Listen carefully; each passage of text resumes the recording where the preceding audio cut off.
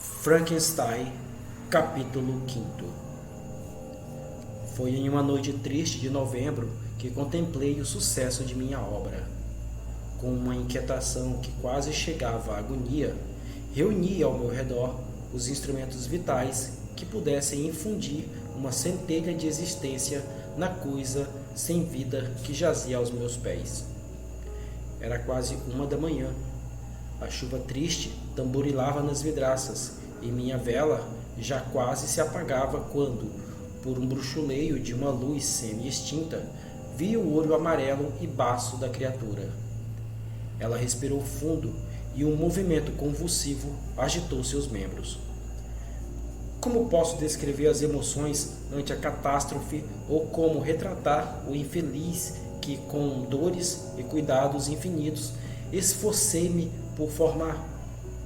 Seus membros eram proporcionados e escolhera belas feições. Belas. Bom Deus, sua pele amarelada mal cobria o contorno dos músculos e das artérias que apareciam por baixo. Seus cabelos eram de um preto lustroso e ondulante. Os dentes possuíam uma alvura perolada, mas essas exuberâncias só faziam um contraste mais horrendo ainda com os olhos úmidos que pareciam se diluir nas cavidades em que jaziam. Sua compleição ressequida e os lábios retilíneos enegrecidos. Os diferentes acidentes da vida não são tão mutáveis como os sentimentos da natureza humana. Trabalhei com afinco por quase 2 anos com o único propósito de infundir vida em um corpo inanimado. Para isso, privei-me do descanso e da saúde. Desejara esse projeto com um ardor que em muito excedia minha moderação. Mas agora que terminara, a beleza do sonho se desvaneceu. O meu coração estava repleto de desgosto e horror. Incapaz de suportar o aspecto do ser que criara, corri para fora do cômodo e continuei a andar por meu quarto por um bom tempo, sem conseguir aquietar a cabeça para dormir. Finalmente, a lassidão se sucedeu ao túmulo que antes suportara e lancei-me na cama sem me trocar, empenhando-me para conseguir uns poucos momentos de esquecimento. Entretanto, foi em vão. Dormi, é verdade, mas fui perturbado pelos sonhos mais ferozes. Pensei ter visto Elizabeth no auge de sua saúde, andando pelas ruas em Ingolstadt.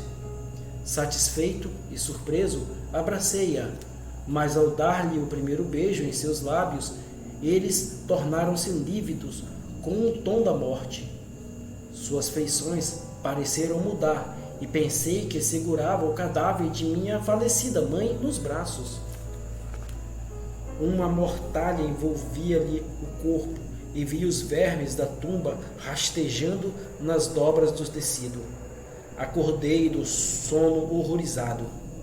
Um suor frio cobria minha testa, meus dentes rangiam e todos os membros se convulsionavam, quando a luz turva e amarelada da lua, forçando a passagem pelas persianas das janelas, avistei o desgraçado, o monstro miserável que criara.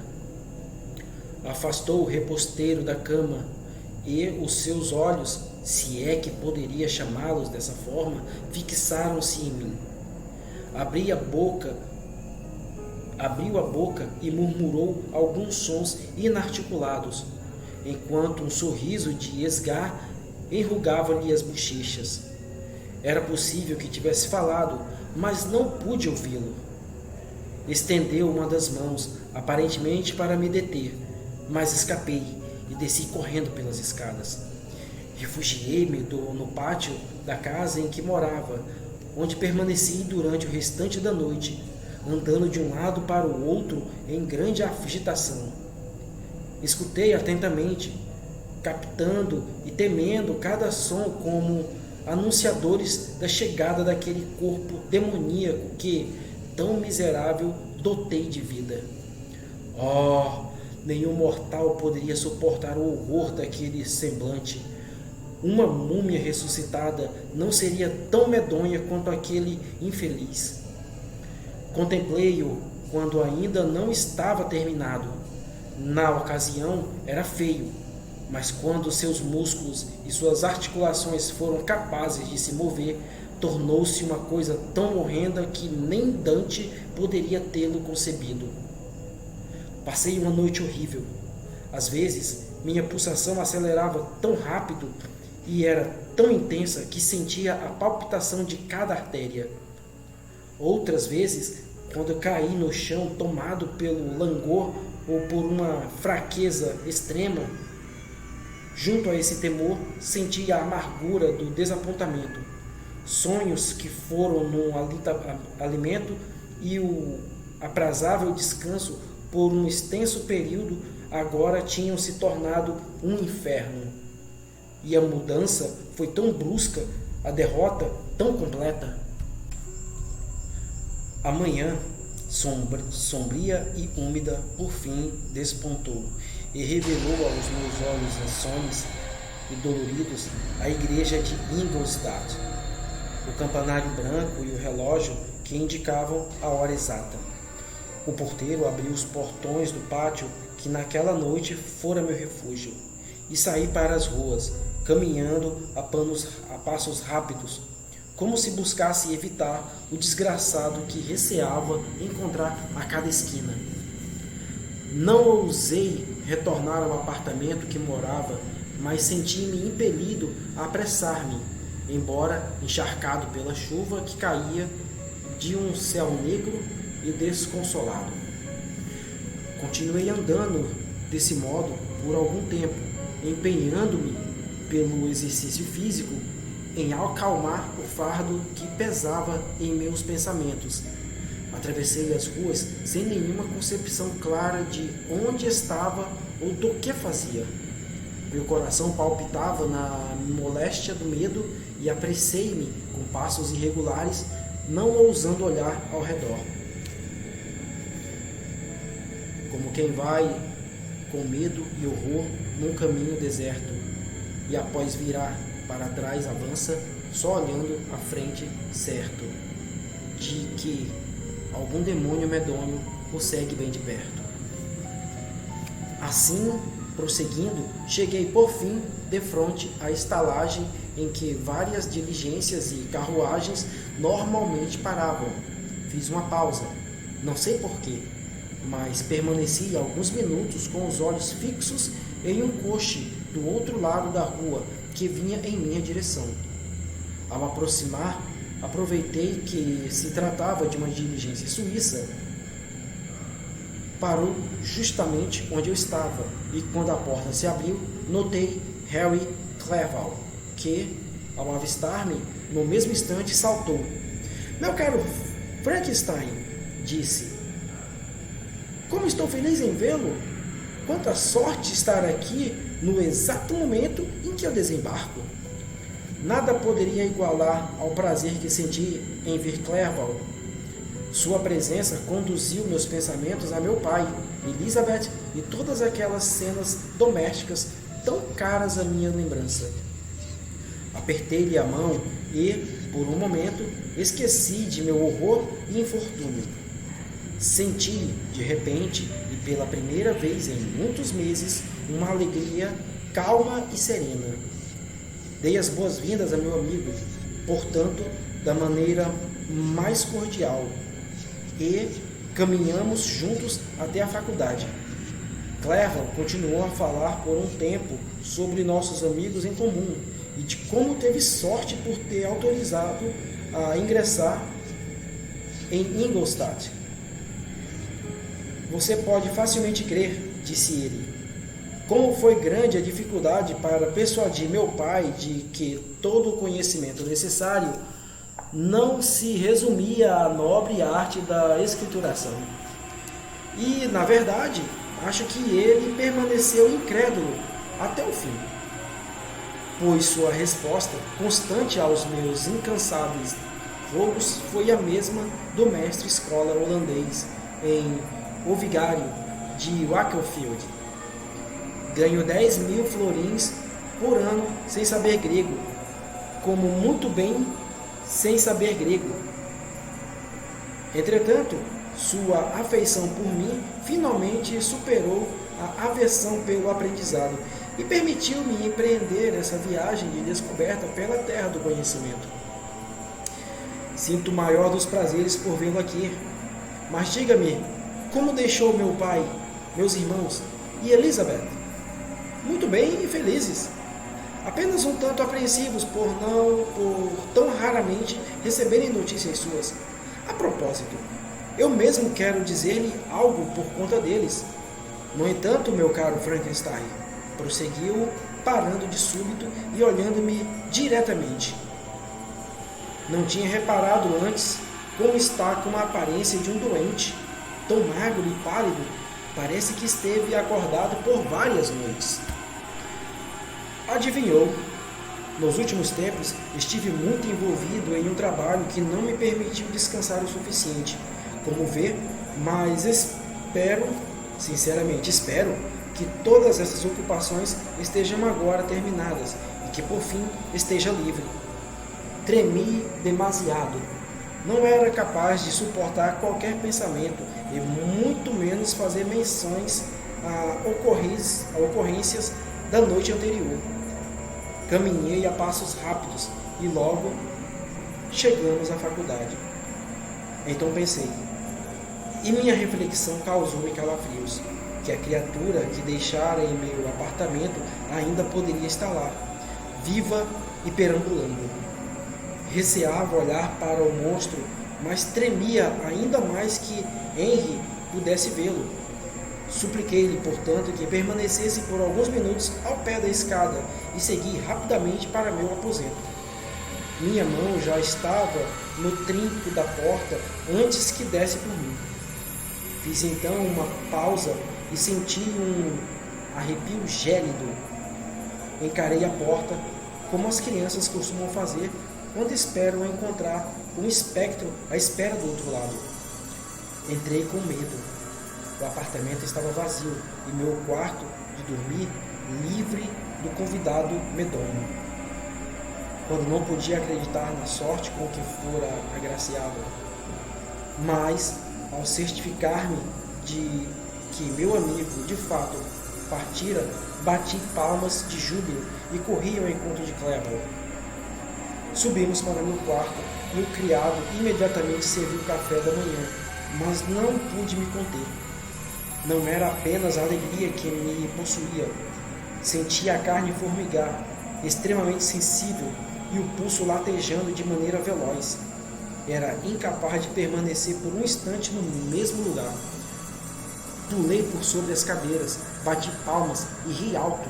De início, Clevel atribuiu o meu ânimo invulgar à alegria por sua chegada.